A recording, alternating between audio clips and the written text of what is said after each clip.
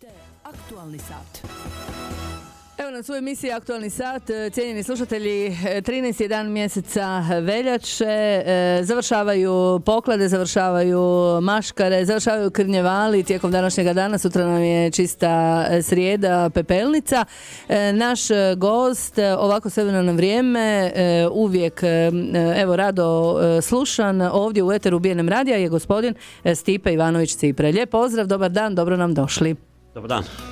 Evo ga, danas je aktualni sat vaš, maškare završavaju, gradonačelnik ste u eteru, koliko? Samo danas? Evo, samo uro vremena, nepisani gradonačelnik. Nepisani gradonačelnik, samo sat vremena danas u emisiji Aktualni sat. Što znači da nam i slušatelji vas se mogu javiti, ako budu htjeli. Jel vam se mogu? Mogu, ako budu htjeli. Evo ga. Puno je tema, vi inače pišete kao svevrsan blog, možemo to tako nazvati, imate i svoju Facebook stranicu Ciprin kutak. Maškare su, evo, završavaju. Ajmo se samo nakratko prisjetiti zašto ovako maškare danas izgledaju, a nekada su izgledale drugačije i bolje. Evo, zato bi ja kao prvi... Bolje posjećene, tako je. Bolje su bile posjećene, su bile i u smislu kako građani su imali pravo reći sve za taj dan, nije bilo uvrijeđenih, svaki imao pravo, svaka obitelj je taknuta bila, svaki čovjek, svaka ljubavnica, svaki bilo što se u mjestu znalo po obitelji, osim ako je neko bio mrtav, znači taj su vas godinu poštedili. Tako je. Ali zato ja sad kao nepisani gradonačelnik imam već pripremno prvog nastupa, naručio sam 2 tenka budućdana 2 tenka sa branom od 30 metara, stacionirat ćemo ih ovdje ispred hotela Ilirije i krenut ćemo do Pakoštana. Sve što nađemo na 30 metara ćemo srušiti. Aha, znači nema mula, nema ništa, onih... sve rušimo do 30 metara. Do 30 metara od mora? Rušimo sve. Ostavit ćete šumu? Šumu ćete ostaviti ili? Šumu ćemo ostaviti. Aha, građevine, dobro. A možda i na tenkove tih topova stavimo nekakve ove novo komponirane pjevačice, jer naša mladost je toliko okupirana svima, manje će biti otpora. Pa će ceca sjeti na cijevi od tenka. Pa se neće ljutiti. Neće se ljuti ovi naši. Danas onda idemo dalje.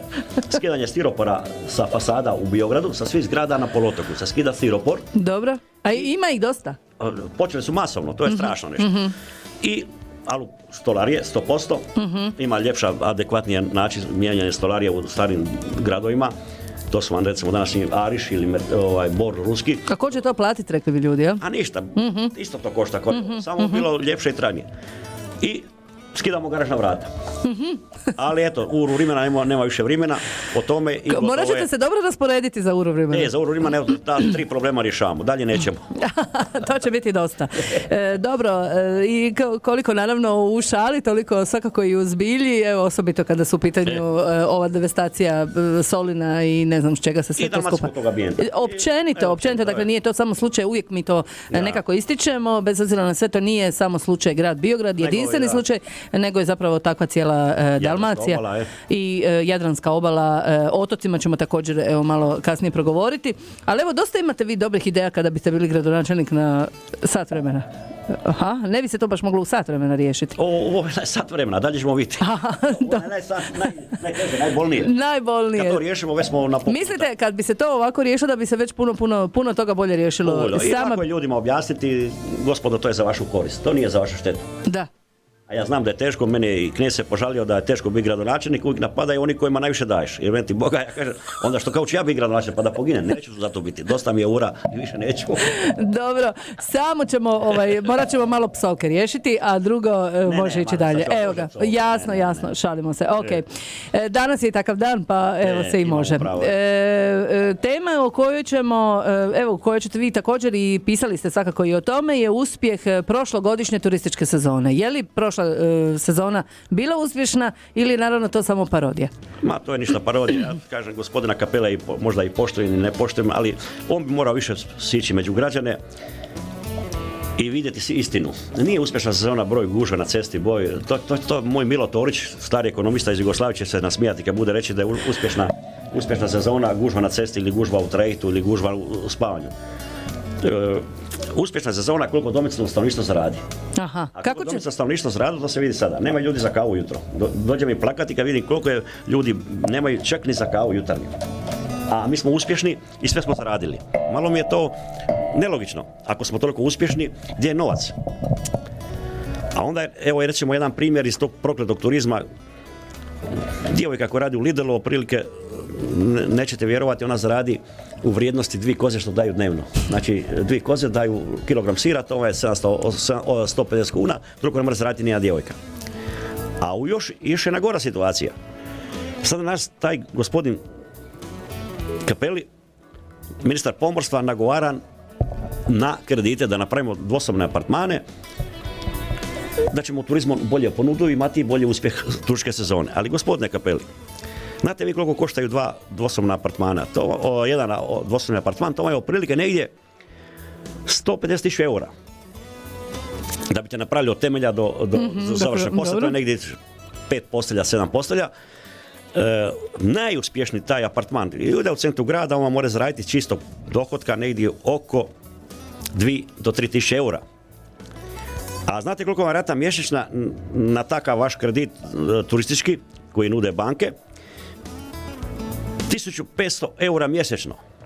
Ali gospodine Cappelli, 1500 eura puta 10 godina, to je godine, to je 15.000 eura, a vi ste zaradili 3, ko će vam dati oni 12? Znači, to je unaprijed se uništiti. Sami sebe ubaciti. Znači, ko si donio novac iz broda, ko si donio novac iz Amerike. Negdje zaradio, pa to otvorio, pa malo dogradio, ili si naslijedio tatinu kuću, pa si dao 10.000 eura, pa to nešto obnovio. Tako uspije. Ali graditi turizam u Hrvatskoj na bazi kredita, to je čista utopija, to je, čeka vas zaduženje i zatvorenje i propast svega. Vi ste progovorili o tome, između ostalo, kako nema proizvoda. Mi nemamo proizvode, nema nikakve industrije, nema tekstilnih, nema nekakve poticane. Mi sve što kupujemo nešto strano. Ono što je naše domaće je preskupo. Preskupo je, ali zašto je skupo? Jer je uništeno. Dobro. Ja ću reći primjere Korzike.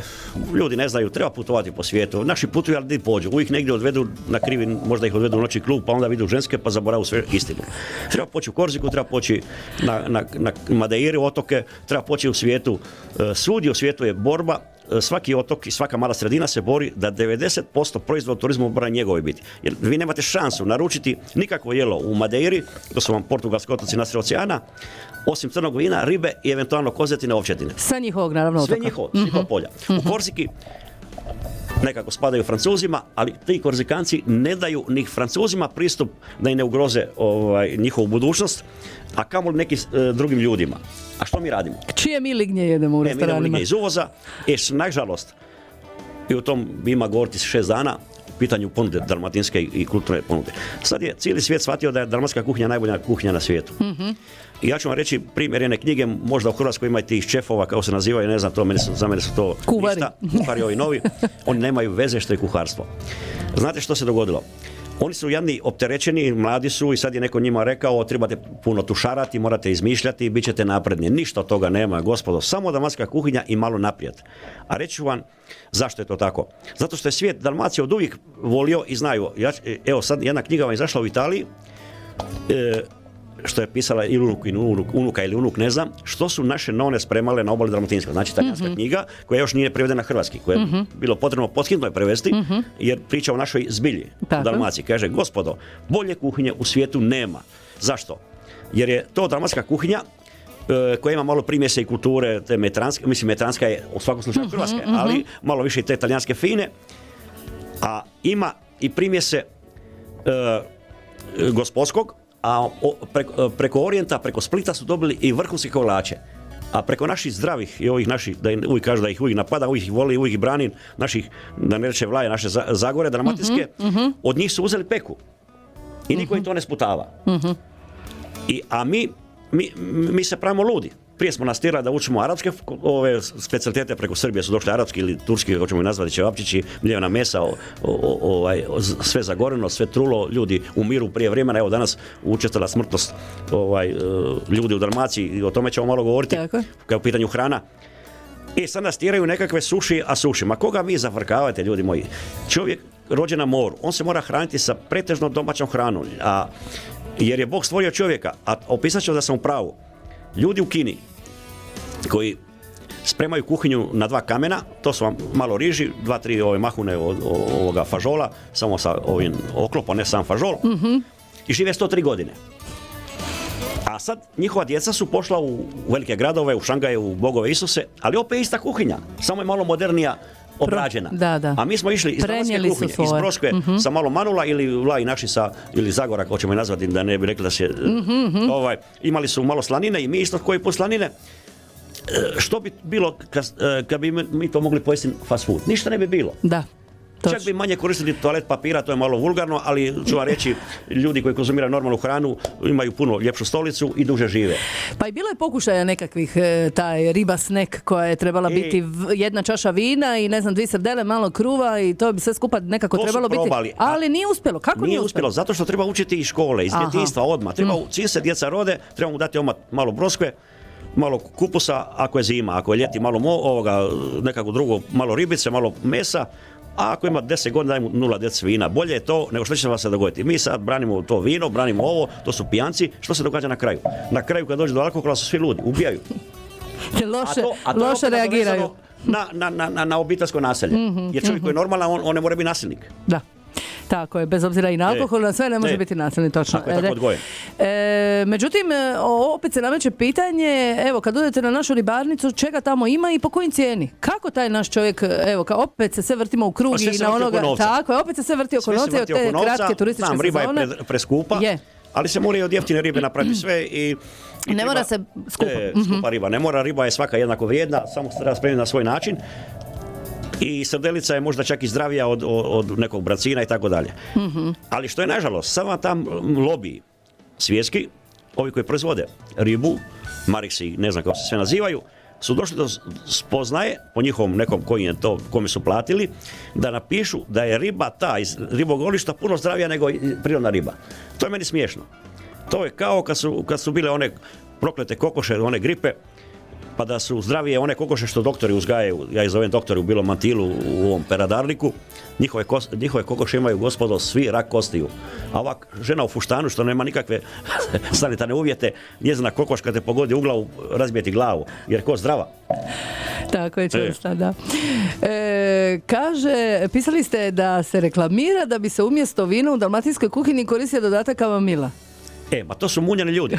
Kako je to? Znate vi što bi rekla baba o tim djeci iz Zadra? Nažalost, to su Zadra, ti čefovi danas su reklamirani, non stop je štampa u njihove, pa Puse, Arsenali, pa ova čuda. Znate što bi njima baba rekla? Dico moja, vi ste pametni, nemojte biti toliko pametni. Mi smo, kao milu, kad je u pitanju brulet i mesa na žvacet i takozvana gulaš i divljač, meso na divljač, koristili vino i ništa drugo. A kao mi smo govorili za druge stvari, neću vam ni reći, ali pogotovo kad me drog bolija i zub, kad mi izvukle tako je, boli zub van. Točno. Idemo na sljedeću temu. Imate i osvrt na otoke. Kako spasiti otoke? Poslije ćemo razgovarati o odlasku bez nade u povratak. Međutim, evo, imali smo sada nedavno, baš aktualno, nama se i u eteru javio i načelnik općine Tkon. Trajekt je ostao u Biogradu, pokvario se i evo, ljudi ni djeca, ne znam, bolesni, niko nije mogao niti s kopna na... Morat ćemo pohvaliti našeg gradonačelnika da voli svoje mjesto i razmišlja realno. I smiješno je da jedan brod koji bi adekvatno bio za Tkon, govorimo o Sizu, to je brod rađen prije 50 godina, ali više vrijedi nego ovi svi danas. Da. Brodovi, samo možda ga napadna udruga ovih žena, jer su onaj ženski zahod obojali pod ljubičasto, a to je zabranjeno, mora zahodi biti iste boje da ne bi bilo to. Imamo gdje su muški piše gospoda, a na ženskom zahodu piše ženske. I sreća da ne putuju kakve takve. A inače, brod je moderniji od bilo kojega koji je u Hrvatskoj izgrađen zadnjih godina. Jer jeste vidjeli, ima tamo 30 pisoara, 20 pisoara. Je, salon gore, točno, je kafić, sve radi, da, izvrstan je trajekt. I sad meni je smiješno, za jedno malo mjesto, Rava, 2-3 ona otočića, da taj brod sad plovi za njih. Kako to objasniti? A ovdje Tkon je jedino mjesto perspektivno koje bi možda ostalo.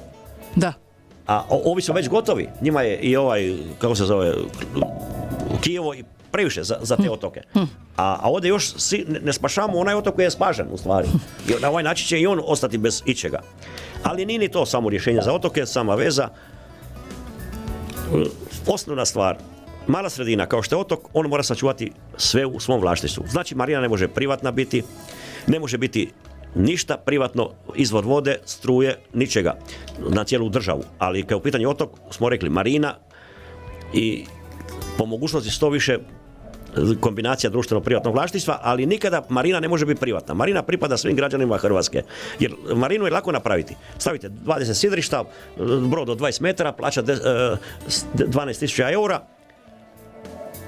a narod iseljava. To se događa sa onom Olivom koja je naglo hvaljena dio u Šutu Mišnici, su napravili Austrijanci. Sad Dugos grupa radi na Puntamiki marinu, ulaže u zahode, mada to za mene lažu, 15 milijuna kuna u zahode, a marina je napravnuta već prije bila.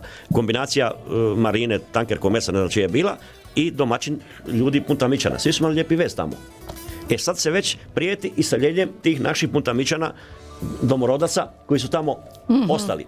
Najprije je taj vlasnik marine, ne on direktno, ne mrzim čovjeka iz Turske, svi su dobro došli kad smo tako opredijelili se na to. Ali on je njima najprije oduzeo zaradu. Oni sad nemaju više ni za batelu staviti u marinu. A on će neki drugi ljudi koji su sa strane dovesti jahtu od 1.000.000 eura, a kad je taj Puntamičan ima ka ići od 1.000 do 2 eura, ovi nisu imali ništa. Vi govorite o privatizaciji Jadrana zapravo. Pogotovo, ali ne govorim za sve. Ali govorim isključivo marina mora biti u službi građana. Jer od te marine, zamislite vi koja je to svota novca. Imaju negdje oko 270 brodova po 12 metara, to je do 10.000 eura. Koja je to svota novca? A znate koliko te marine zapošljavaju? 2 čovjeka. Privatizacija je možda dobra u Slovačkoj, u onoj prokletoj, i možda i u Sloveniji čak, gdje je radnička klasa živi, pa onda recimo u Češkoj, tamo on vam otvori tvornicu, zaposli 2.000 ljudi i normalno dobio je tvornicu povoljno, dobio je sve, ali vam zaposle ljude. Ali ovdje u Dalmaciji se događa suprotno. Oni otvaraju samo onakve objekte koji ne tražu radnu snagu. Ako Rexo hotel otvara, stavimo 5 kuvara, i nema ni konobara, nema ničega. A evo sad ćemo uvoziti radnu snagu. Radnu snagu, znači potreba će biti izuzetno velika za radnicima u turističkoj sezoni. I sad se cijelo vrijeme najavljuje da će se tražiti radnici. Kako to komentirate? To je pljačkanje. To je otprilike, možda niste gledali neki dan, Grčka je najviše ima nezaposlenih, a na onim poljima, tim grčkima, znate ko vam radi? Jedni ljudi iz Sirije za 20 eura cijeli dan. 24 sata rade i onda ako se pobune još pištolje puca na njih. To je ništa. Čovjek mora imati stalni radno mjesto, otprilike da je čovjek siguran u cijelu godinu da on prima oko 400 eura današnji to je isto ništa, kad smo Europa, ali nekako da on ima 400 eura obavezno svaki mjesec. Njemu ne vrijedi dati mu i 5.000 eura ona 2 mjeseca, kako će on stvoriti brak, gdje je obitelj, gdje je ljubav, kako će on... Evo Valentinova sutra, što će sutra pokloniti onda taj čovjek koji tako ima lošu plaću? To je to, možda cviće, ali onda opet ono umjetno cviće i to su jedni crnci radili dole u Africi koji rade za nikakvu dnevnicu. Možda niste gledali, kad biste vidjeli te uvjete u kojim to crnci za Holanđane rade, ide šprica preko njega, pumpa, poliva i njega i cviće sve u neki otrov, tako da dobro živi izađe iznutra. Dobro, evo spomenuli smo dakle i kratko privatizaciju Jadrana, spomenuli smo kako spasiti otoke. Evo i tu imate sigurna sam nekih ideja. I stalno govorite o tome kako zapravo na stolu treba biti isključivo domaće i samo domaće i onda će se nekako i moći ljudi s nečim baviti i samim time i to je prodavati. Rećemo jedan primjer iz Kanade, jedan mali otočić, ljudi poznati prije po ribarenju, bile su one drvene kuće malo, kao što tamo gdje su anglosasonci doselili i Kanađani i tako i u Kanadi gore na sjeveru gdje su ovi Englezi, i to se živjelo dok je bilo ribarenja. Ribarenje je propalo, polako se počeo narod iseljavati, ostali su srednjih godina ljudi doma, djevojke pogotovo počele studirati, momci svi ča. Jedna pametna ženska, nije pametna kao ja, ali slična meni, iz tog otoka, je sela negdje u Toronto i negdje u sela i vidjela što se događa. I zamislite što njoj na pamet palo. Našla je donatore, ovo je važno, gospodo otočani, jedan put za uvijek zaslušajte, pogotovo vi gradonačelnici, što vam sad svi pregovori. Ona je našla donatore izgradnje jednog hotela od 300 kreveta. Ali znate što u ugovoru piše? Ovo je najvažnije. Ništa od provizije tog hotela ne smije izaći na kopno. Niko taj hotel ne smije graditi nego otočani. Nikakav kamen, nikakav drvo, sve mora biti na otoka i aktivirajte, izmislite stolare koji su vam zaspali, koji su umrli, koji imaju male stolarske radionice, unajmite, radite 400 kreveta, 400 stolica, 400 ormara i zapamtite, oslobođeni ste poreza i ne šaljite na kopno ništa. I kaže ova jedna dama, Kaže, spasilo me, vratila mi se ćerka, vratio mi se sin na otok. To je jedino rješenje, sve drugo je ništa. Dakle, Znači, isključivo upotrebiti snagu sa otoka. i ništa drugo. Ništa A onda neko mora doseliti 1, 2, 3, jeli? Da racu poboljša, ali to nema veze, spasa nema. A evo rješenje je i most. Most je rješenje, ali kažem vam, sam most ništa ne donosi. Ne Radno donosi. mjesto je najvažnije, Točno. jer Tisnova ima most. Da. Pa u Tisnu nema nikoga. Dobro, Mislim- vraćaju se ljudi, žive, ali- idu na kopno, idu raditi pa se vrate na otok. Ali Vrate sam se na most, svoje ali mjesto, danas je vrijeme ni na kopnu nema posla. Da, Otočane, ako. jer otok ne mora niko spasiti nego otočan. Bez posla, točno. Jer ovi svi drugi ljudi, on će biti 15 dana kad je lijepo i prilagodit će se tom. Dok zub ne zaboli. Onda kasnije toga ništa. Gotovo. Tema o kojoj ste progovorili i o kojoj ste pisali je odlazak bez nade u povratak. Upravo ste evo i sada i to samim time i načeli. Dakle, ljudi nam odlaze. Sad, jesu li zadovoljni na tim svojim novim destinacijama ili nisu? Nije niko zadovoljan. Niko nije zadovoljan izaći iz kuće. Više mu vridi dramatska pjesma kao on čuje nju u Irsku. Sreća što je Irska slična nama. Pa su volu pivo, volu pub. Pa onda nekako se ljudi lakše osjećaju jer su nam veliki prijatelji Irci. Konkretno sam malo su življi od nas jer nisu imali te ratove česte kao mi, pa onda pa su malo vedri. Znači, ni u priliku veselja ne spominje se ova politika kao kod nas. Da. Ali su slični puno nama. Ali svaki čovjek bi želio živi doma. A zato taj otok sam mislio napisati ovo, pošto je u Hrvatskoj politika rasprodaja svega, vi vidite reklame, ide se po svijetu, za mene je to novi kolonializam. Mi idemo sada i šaljemo političare, šaljemo i predsjednicu da lobira za nekakav, da lobira za nekakve strane investitore. Dolazi Končar tamo, kralj sladoleda, otvara nekakve hotele na Brijunima, pa i Cipre bi mogao otvoriti Brijune i Brijunsku marinu. Jer kad dobijete onakvu lijepu lokaciju, svak će vam dati novac. To je smiješno meni. Meni to ne ide u glavu što mi radimo. Tako je, globalna, evo i neka ekonomija, odnosno kolonijalizam je tema o kojoj ste pisali. I koja govori isto tako o investitorima koji se traže, a evo vi tumačite da svega imamo mi ovdje, samo trebamo pronaći. Hrvatska nije Somalija. Evo recimo, sad ćemo sad spomenuti malo i kineski most. Znate, Indija je radila davno, najmodernije pruge na svijetu je imala Indija poslije Engleske, znači prije 100 i nešto godina, ali bili su gladni.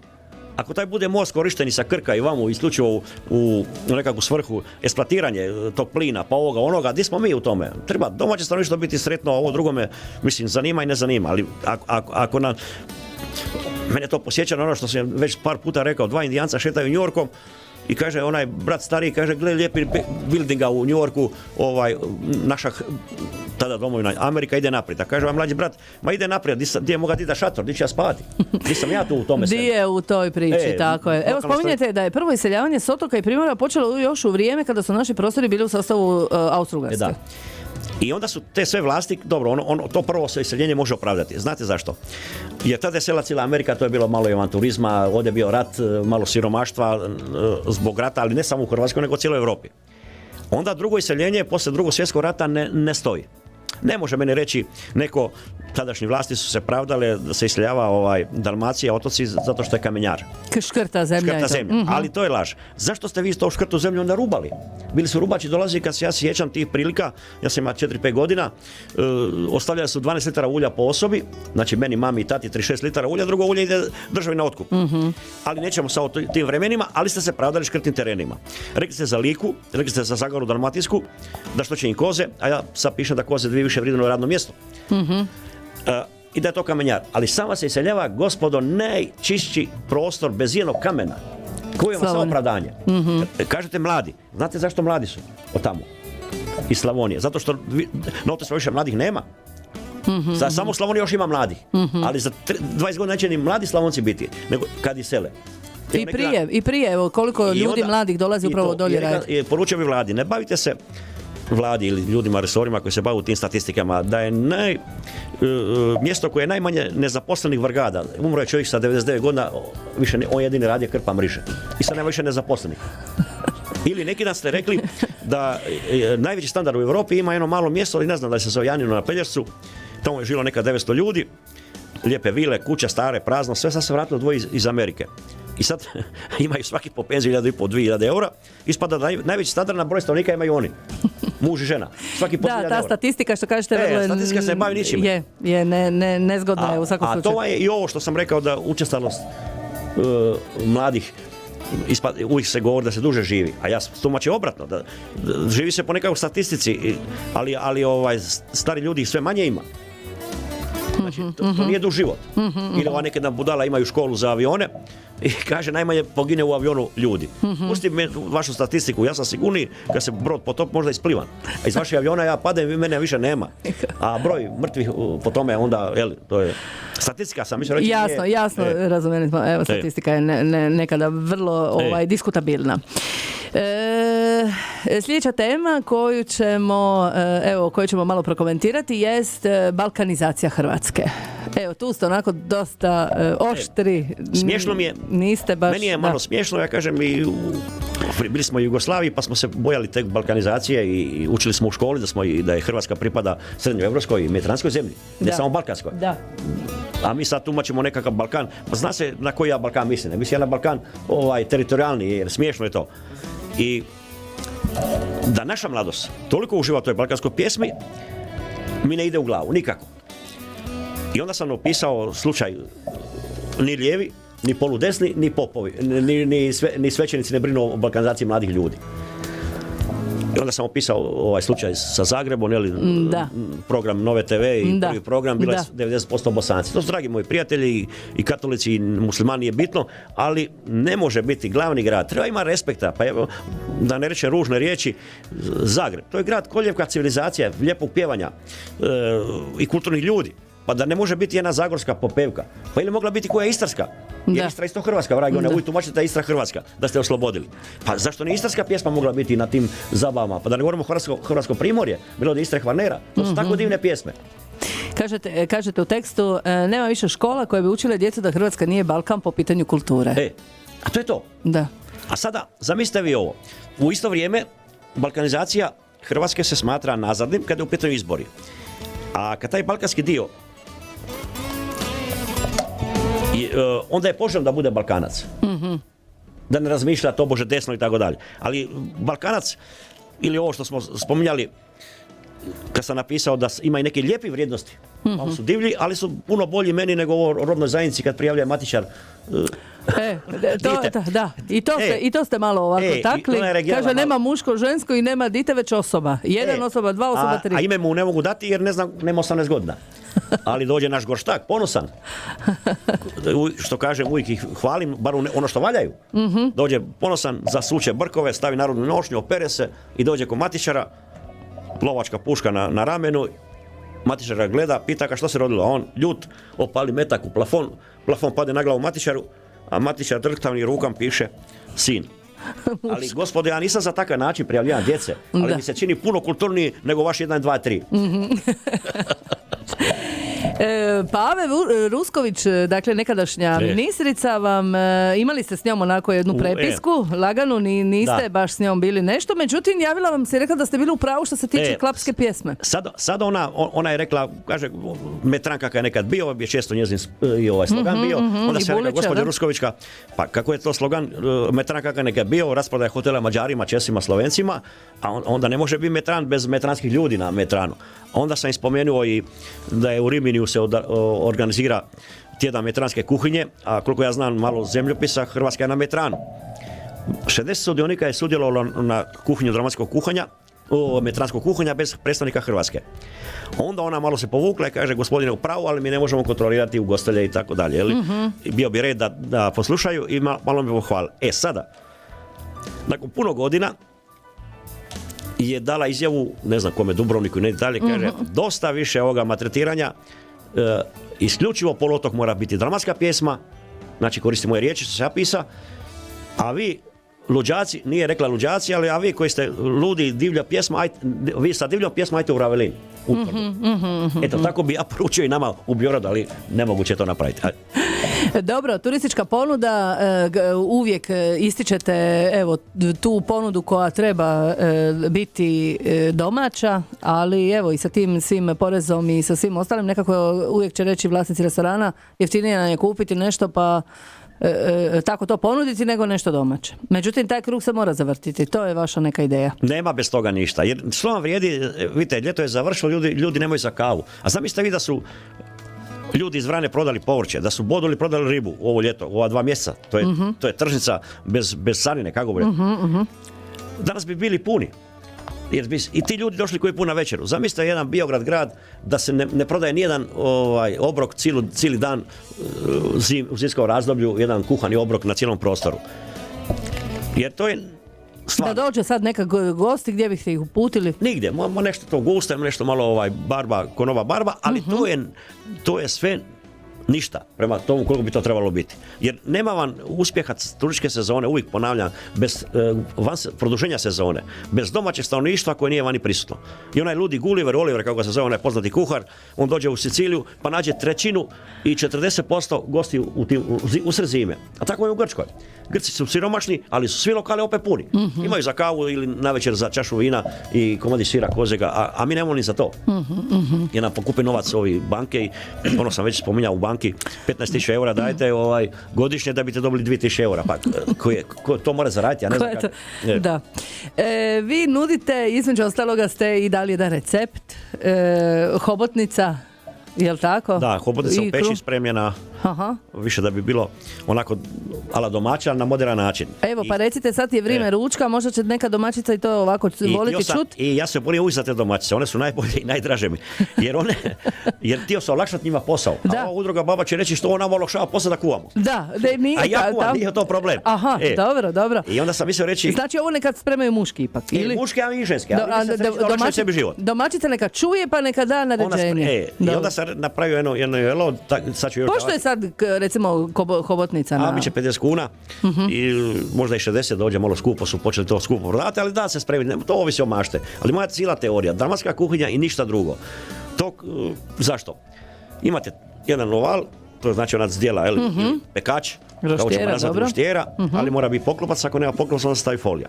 Stavite kilogram kapule, na to dec masla ulja i sad stavite ribu, meso, krumpir, malo grubo rezan, malo povrća, može biti nekada onaj brokul, ne brokul, nego ovaj pupčar se pokazuje najbolji za pečenje. Može brokul, može kaul, bilo što.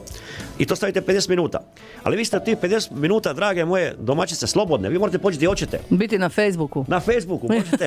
Možete, ako ste domaća, nahraniti ovce, vratite se doma. Da. Onda sam napisao, kažem, ako nemate onaj sat, da vam to ugasu pećnicu,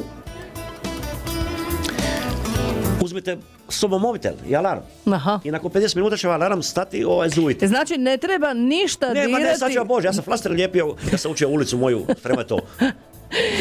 Da ne bi slučajno se diralo dok se 50 minuta mira. Ništa. I na kraju kad se vratite kući... Dobro, ali treba neku predradnju toj hobotnici napraviti, jer ona se malo... prokuha ako bilo ledno, ali samo 15 minuta da se ocijedi. Ali za recimo meso, odreske, nije to samo hobotnica. Možete staviti odreske, možete staviti i komade kokoša i sve to. Ali uvijek je tajna toga cijelo dno kapula. Znači podloga je kapula, pa onda krumpir, povrće i sve ostalo i na vrh meso. Može i onako između. To zatvorite i onda 50 minuta se to peče, kad se vratite doma, ali sam rekao ovako, ako nemate vremena se vratiti, zakasnili ste malo duže, ko ste dobra sa sekerom, da ona ugasi špaher. Reci, draga moja majko, nemoj pisati sekerom, napiši, draga majko, ugasi peć jer će ti sin ostati bez ručka. Da, eto ga, pa će zbog sina ako ne zbog neviste. Mudro vi to savjetujete. Da, mudro vi to savjetujete. Svakako dobar recept, ali ovako molim vas u buduće i neke recepte za kolače na vašem ciprinom kutku. A kolačesti je za mene, znaš što, samo frita i kroštula. To garantira, sve drugo je ništa. Samo zaraziti ljude. Jer nisu bake naše bile blesa, one su znale, to su spremale, to je taj frita i taj kroštula. I kruh domaći. Znate zašto? Zato što je ljeto je, vruće, a tada nije bilo konzerviranih jaja, nije bilo konzervasa, da ne rečem bemicina, tableta, da stavu u biljenjak od jaja, da se ne zarazi ljudi. I to je bilo sigurno, nije se niko zarazio. Da, nije bilo problema. Baba bi vam rekla, i nemojte mliti meso nikada, prije nego spremate ga. Neposredno pred spremanje. Nema šansu, to je stari zakon, jer mljevena mesa se brzo kvare. A mi sad kupujemo ćevapčiće i ove kobasice, i ne kobasice, nego ove ćevapčiće i ove pljeskavice spremljene u 3 godine. Prije, u ledu. Ali unutra je neki konzervas. Mora biti da bi se održalo. Da. Eto, kada bi se sad kako ste i ovo napisali na kraju, kaže, ponovit ću riječ jednoga fratra, Koji je napisao nakon te hobotnice? On je spremao, on je spremao i druge jela. Aha, druga jela. Jela Dobro. dalmatinska, onda kad je recimo jedan spremao je konkretno bakalar i kaže koliko ide u taj bakalar krumpira, koliko je čelat gladna. Aha. A onda na kraju kad to spreme taj bakalar brudet, prikrižija se i kaže Bože oprosti mi, sad ću uživati dobroj hrani. Evo ga, dosta smo mi se takli tih tema i ima i naravno još itekako puno tema, vi stalno pišete. Kad pišete vi? Svi ljudi misle da se ja opterećem svima. Ja vam pišem 20 sekundi. Da, kad dođe, kad vam padne na Ali pamet. mora biti u automobilu, mora biti radio vijest, vaša vijest, bila čija. Da, i potaknuti vas na nekakvu temu. 90% tih je pisano ko bude umra, ko budu djeca objavila, na kaznama, na sudskim presudama i na one uplate sam, mislim se reći. To je strašno. Aha, dakle, dođe pod auto. S druge strane, na onoj čistoj strani bijelo tu sve su tako napisane. A onda nedeljo složi malo, je li? Jasno, odlično. Vi ćete i voziti sad za škraping, da malo damo i reklame, naša Stella Maris, jednom od starijih brodova na ovome području, je li je? I očekuju ih uvijek ista glazba. Domaća. Mi kažu 15 minuta, Barba Cipre s tobom plovidbe, više vrijedi nego ljetovanje od 5 dana u Biogradu. Dakle, glazba je Ivčić, jel tako? Ivčić, Grdović, najviše Ivčića slušamo, nažalost vidim da za zadnje vrijeme ga čak i neki sabotiraju zbog one pjesme, to nije službeno rečeno, ali to je jadno. Zbog one pjesme se neko ljut na onu pjesmu, neki kušu bude stida, pa onda puno pišu u Dalmaciji nesretno toj novini da striča da stranci ne razumu taj jezik, da bi se još više zgrožili, a mislim, ne bi o tome, ali jadno je to. Znači ćemo vas opet ovako malo porazgovarati. Što ćemo poručiti našim slušateljima, svima koji nas sada slušaju uživo za kraj emisije? Nek uživaju. Evo, prošlo nam je sve, sad nas čeka opet ozbiljan posao. Pripremimo se za sezonu, a priprema sezonu uvijek jedno te isto govori. Što više domaćeg proizvoda, samo toga, onda ćemo se izvući. A ove gluposti, nadograditi TV apartman, što vam kaže naš premijer, ništa od toga nema. Samo domaći proizvod i ništa drugo. Da domaće stanovništvo jedan put stane iseljavati. Što će nama Hrvatska, kakva je, lijepa je za strance, nije lijepa za nas. Jer da napomenem jedan primjer, prema sam rekao primjer putamičke Marine Porik, jedna tkonska gajeta iz Kuna, to sam više puta ponovio, je više vrijedna nego cijela nautička flota poznata njemačka, kao se zove, najveća flota, najveća sam nautike. Dobro, misao je da je ona više vrijedila nego cijela ta flota zbog... Nego nautička flota, sad jedna jahta više vrijedna cijela tog pašma. Pa gdje smo mi onda napredovali? Dakle, omjer, cijena, snaga... Sad smo mi trebali biti parobrode imati onda, mi koji smo imali gajetete. A mi još na početku. Mislim parobrode, ove kruzere. Gospodine Ivanović, hvala vam puno na ovom gostovanju. Opet ćemo se malo ovako podružiti za koji mjesec. Vi ćete do tada već i smisliti neke nove teme i nove ovakove zgode i naravno vaše osvrte i komentare. Hvala još jednom. Hvala i vama. Ostanite poštovani slušatelji i dalje uz program BNM Radija. Kako je to? Pjesnički se isto kaže. Što se babi tilo, to se babi snilo. Aktualni sat.